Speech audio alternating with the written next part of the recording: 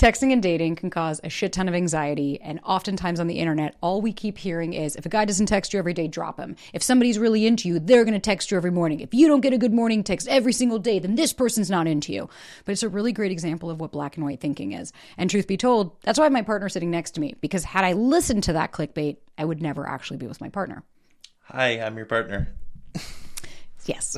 So, as you can see, we're here because we really want to help you guys. And I understand the anxiety that comes with texting and dating, because I was the textbook anxious girl. That's literally why we created a course, the nervous system course, to help with texting and dating anxiety.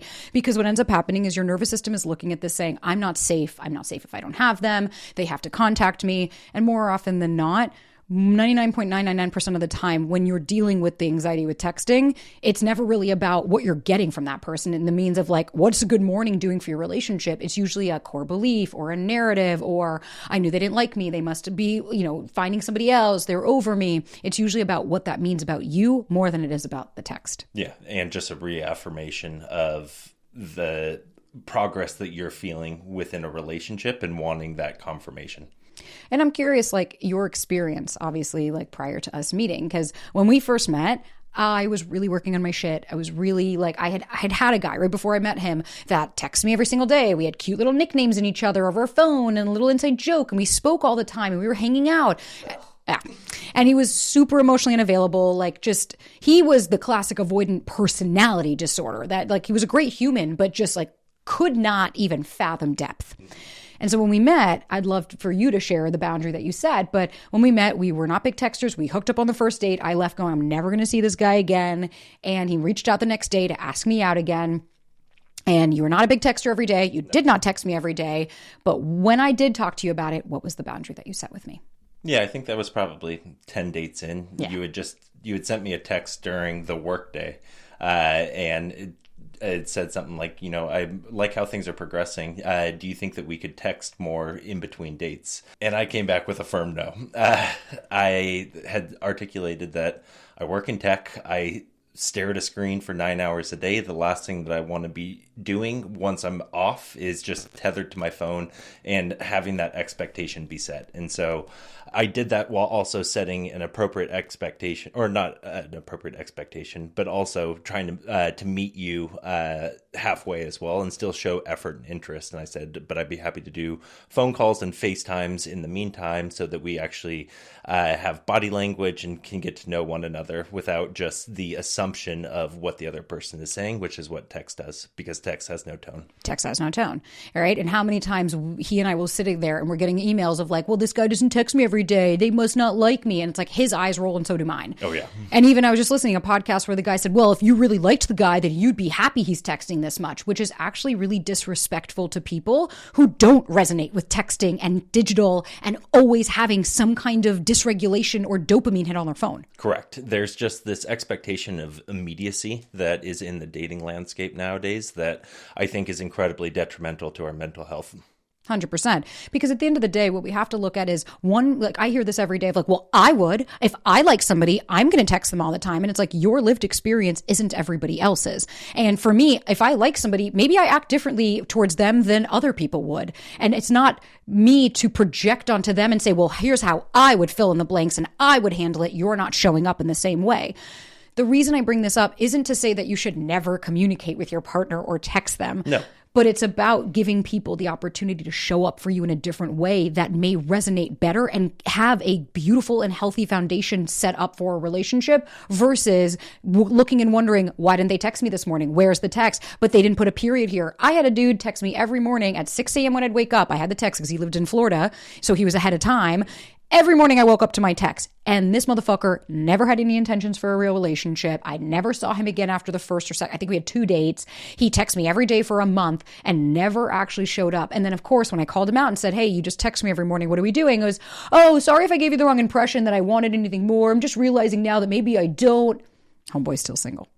Yeah, I mean, there's Schedule Send and a bunch of other apps that I knew former fuckboys from my San Francisco days that would pre-parameterize all their good morning texts to their roster so that they all felt important and they got their daily check-in. And it's just bullshit. You think that this is some form of connection when really this is the lowest effort that someone can put in. It's not, and then for a lot of people, it's validation, right? For a lot of people, waking up to that text makes them feel good. Now, that doesn't mean that they're going to show up and feel good in person, but Usually not. Usually not. And actually, I was going to ask you, in your heyday, was it like, did you know people, and I'm sure that knew like, oh, I just have to text her and I can get what I need or want? Like, it feels like there are some guys that just know what to do in that way. Oh, very much so. And when you are too eager over texting, all you're doing is signifying that this is a wound that someone can exploit. I know that's hard to hear. Yeah. I know that's hard to hear. But the reason I had Ryan come on here was it's not about, like, I'm so tired. As we know, I'm so tired of if they wanted to, they would, because it's not about want. No.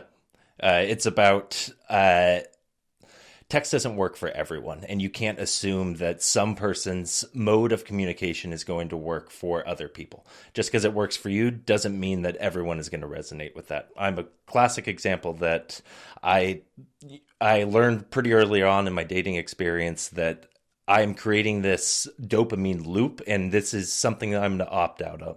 Hard pass. No, thank you. It's a false sense of intimacy, right? And like I hear this, well, long distance, it's a necessity. It's like, here's the thing. If your relationship is revolving around text, you don't have a real relationship. You can think you have a digital relationship. It's not in real life where, of course, like I have friends that have been a long distance. I've been a long distance. I didn't text that person every day. We had scheduled dates. We knew when we were going to see each other.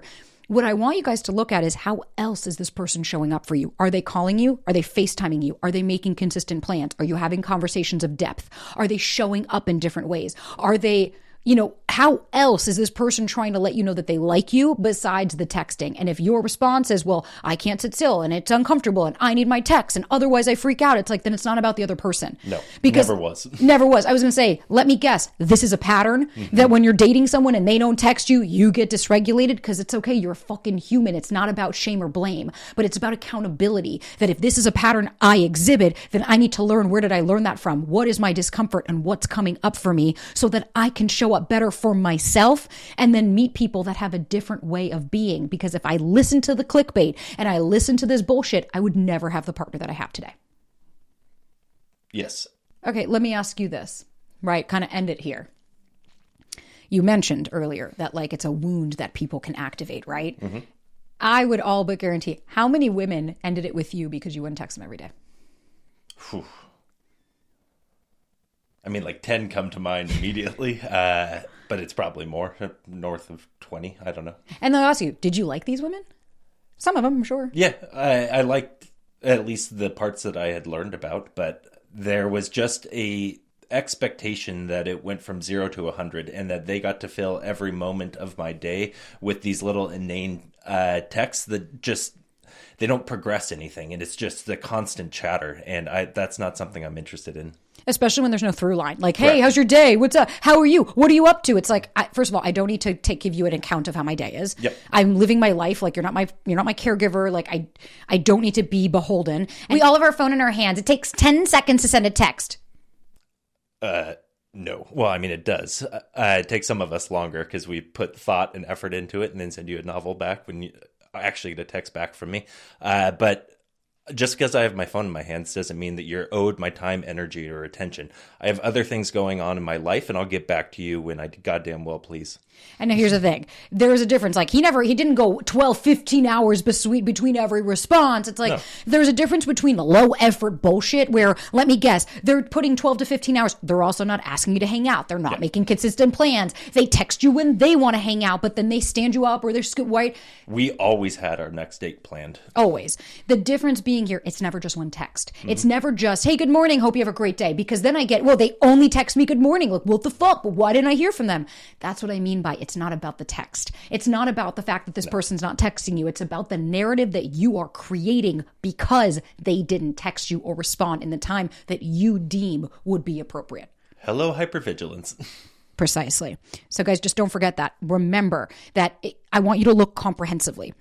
if you're getting stuck on the texting and you're looking at all this content all over the internet, I want you to ask, how's that been working for you? How is your dating life going when you focus on the people that text you every day and then you still get the I'm not ready for a relationship, or this is moving really fast, or I need to go slower? Because when you start at 100 and you come out the gate, just chatty Cathy, I'm not saying that these people are out of malice. I'm not saying that people that do this are hurting you intentionally. But what I am saying is a lot of people will engage in that behavior because it feels good in the moment, but it's not sustainable long term. Correct. Nor does oftentimes the fantasy and the reality end up matching. Mm-hmm.